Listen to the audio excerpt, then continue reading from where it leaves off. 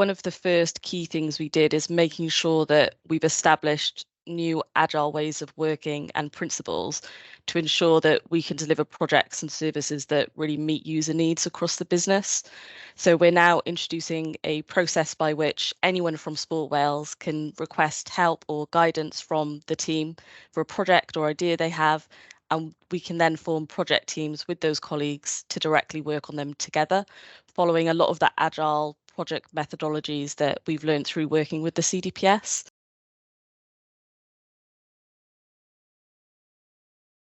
Another really big aspect of important work that we learned from the CDPS is also just how you communicate, really kind of embedding that agile value of working in the open.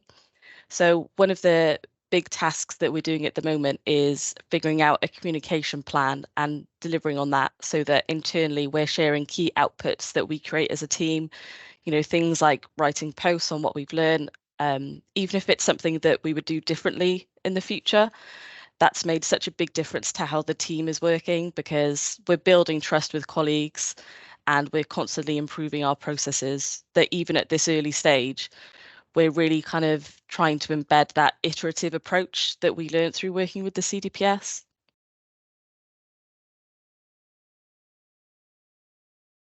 We're really passionate about growing our own internal capacity in terms of digital talent and skills, largely because it means that we can deliver services with greater control and sustainability in the long run.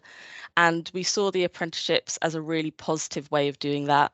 It's such a powerful jumpstart to a career.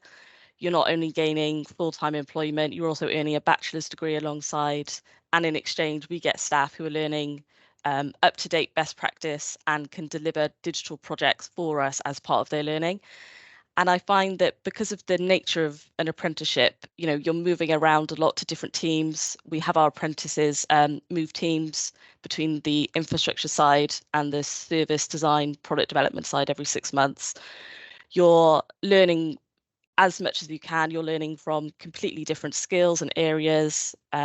In the degree course, you're also meeting other apprentices from different organisations. So I found that it's not only advanced the technical skills of the apprentices, but it's actually really advanced the professional, social development skills of them. So I think one of the things that I find that the CDPS has done so successfully, and not just for our organisation, across the public sector in Wales, is just instilling more confidence to try things. I think for so many public sector bodies, the answer to creating a digital solution is to just go out to tender, get someone in, say, this is what I want, here's money, just go build it.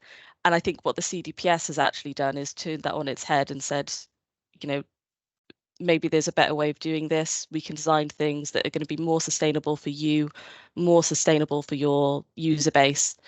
And actually, we have more confidence now to just either try things on our own, or when we are going out to tender, we have such a better idea of the kinds of ways that we want to work together.